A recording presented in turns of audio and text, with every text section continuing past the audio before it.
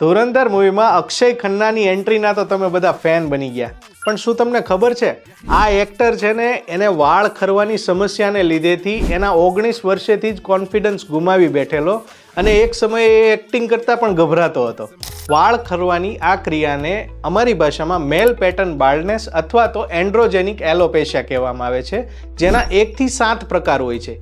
એક ફેઝમાં ધીમે ધીમે વાળ ખરે છે અને 7મા સ્ટેજમાં એકદમ વાળ જતા રહે છે. હવે આનું કારણ એવું હોય છે કે તમારા શરીરમાં ટેસ્ટોસ્ટેરોન નામનો હોર્મોન હોય છે.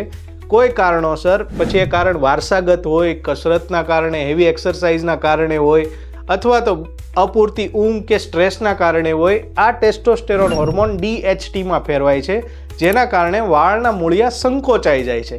આના શરૂઆતી ટ્રીટમેન્ટમાં મિનોક્સિડિલ નામનું સોલ્યુશન વાપરવામાં આવતું હોય છે, પરંતુ આનાથી પણ જો તમને સારું ન થાય ને તો તમે મારો સંપર્ક કરી શકો છો.